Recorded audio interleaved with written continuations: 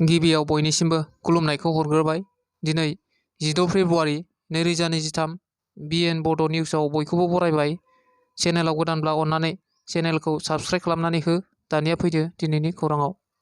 बिटिआरनि गाहाय खुंगिरि प्रमद बर' बिथाङा क'क्राझार मेडिकेल कलेजनि प्रिन्सिपाल आरो प्रफेसारफोरखौ लोगो हमनानै सावरायलायदों। बिथाङा बुंनाय बादिब्ला क'क्राझार मेडिकेल कलेजआव फोरोंथायनि खामानिया थाबैनो सोलिसिगोन होननानै बिटिआरनि CAM मानगोनां प्रमद बर' बिथाङा फोरमायदों।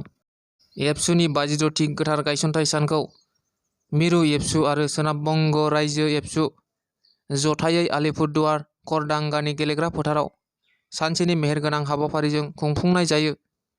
थिखानाय हाबाफारि बादियै आफादनि गोथार आर'जखौ जागायनानै एबसुनि गोथार फिरफिलाखौ बिर होयो। मिरु एबसुनि मानाव गेदेर आफादगिरि मुस्रि दिपेन बर'आ बड'फानि मुसुखायाव बिबार बावजेनो। सोनाब बंग एबसुनि बारग' आफादगिरि आरो एबसुनि बारग' रादाब बुथुमगिरि निकदिमास हाजारि बिथाङा बड'लेण्ड मुंख्लंफोरनिसिम बिबार बावजेनो। मिरु एबसुनि बोसोनगिरि खुंख्रा सरगियारि आरो दुलाराय बर' फरायसा आफादनि रुंसारि मुंख्लं जानाय आफादगिरि आरो गाहाय नेहाथारिनि सावगारियाव बिबार बावजेनो। एबसुनि बारग' गाहाय नेहाथारि आरो सानजा क'क्राझार समस्तिनि MLA लरेन्स इस्लारि बिथाङा मैयानि मेलावनो जर'खा आलासि महरै बाहागो लाहैयो।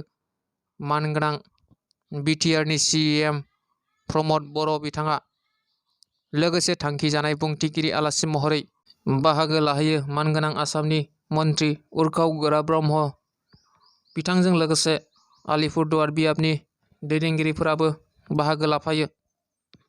सोनाब बंगनि रायजो राजाफोर आरो फरायसाफोरनि बाहागो लानायजों दुलाराय बर' फरायसा आफादनि 56थि गोथार गायसनथाइ सान फालिनाया सानसेनि मेहेरगोनां हाबाफारिजों खुंफुंजालाङो। आसामनि माखासे गुबुन गुबुन जिल्लाफोराव आयेननि बेरेखा थानायफोरखौ इभेक्सन खालामनाया सोलिगासिनो दङ। आसामनि सनितपुर जिल्लायावबो हाग्रा बिफाननि हायाव आयेननि बेरेखा थानाय गासै 2500 नखरनिबो बांसिन न'फोरखौ इभेक्सन खालामदों। इभेक्सन खालामजानाय जायगाफोरा जाबाय लाथिमारी, गणेश टापु, बागी टापु, गुलिरपार आरो सियाली।